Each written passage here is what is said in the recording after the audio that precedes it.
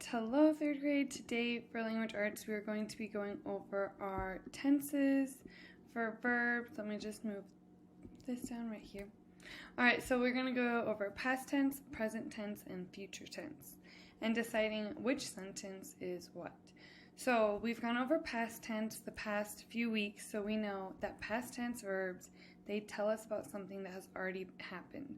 So past tense means it's happened in the past. And we know that most past tense verbs, we can tell they are by their ending, because normally they end in ed.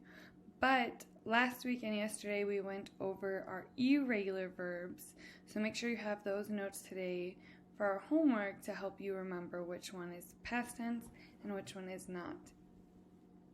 Alright, so if I said yesterday I played outside, when I read that sentence I can look at the verb play. It's something that we do, it's an action verb, and it ends in ed, which means I could tell right by looking at it that it is past tense. But if it was the irregular verb, I'd have to carefully look. And also when I read it, it says yesterday I played. So we already know yesterday gives it away a little bit too, that it happened in the past. It's already been done. So let's go over a quick review of present tense. Present tense verbs tell you about something that is happening now. So it's happening in the present. Most present tense verbs are regular. They have no ending, or sometimes they end in s or es. So I play outside. That's happening right now. As we can see, there's no ending, there's no ed at the end, so that helps give it away that it is a present tense. So past tense already happened. Present tense, it's happening now. And then we have our future tense, which will tell you about something that is going to happen. All future tense verbs will use the word will. So it's talking about something that will happen later on in the future. So if I use the sentence, tomorrow I will play outside, I can look at tomorrow, which means tomorrow is in the future, it hasn't happened yet. And also I have will play outside. So tomorrow, that is what I'm going to do. It's talking about something that will happen in the future. So let's go over some examples. Also, our to have and our to be words are going to be used as well. So we're going to look at our root word. We're going to look at it as the past tense, present tense, and then future tense. So if I look at the root word walk, if I said, remember, just a regular ed, I walked, that means it's happened in the past and it's already done. But if I want present tense, I'm not going to add anything to the end of it. I walk. It means it's happening now.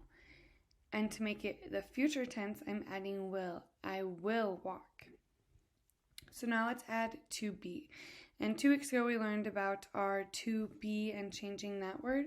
So remember, to be in the past tense is was. To be in the past tense is was. I was walking. So that happened in the past. And notice how our ending changed. It's not ed anymore, it's ing. So I was walking. That makes it past tense because it's already been done.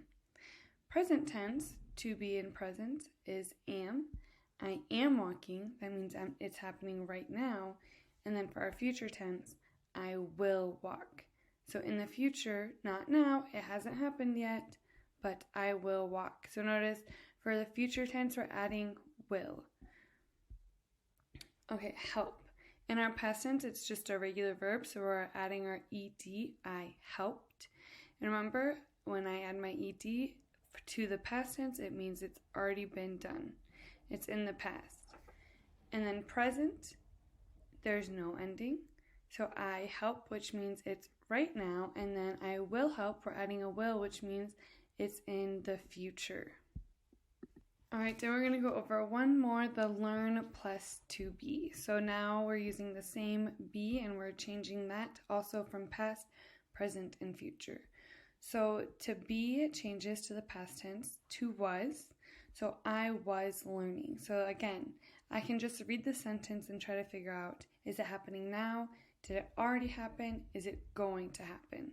So I was learning is in the past tense. It's already been done.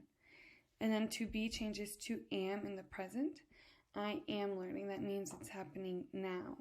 And then again, when I add will, that means I'm adding it to a future tense, which means it will happen maybe tomorrow, but maybe later. So now let's go over some examples. So for our homework today, we're just going to be reading the sentence and deciding, is it past, present, or future? So remember, past means it's already happened, present is now, and future is it'll happen later. It didn't happen yet, but it's going to happen in the future. So, and with our past, usually the ending is ed, and that's how we can tell. Present doesn't really have an ending, and future, well, or for present, it could have an ending s or es, but usually it doesn't.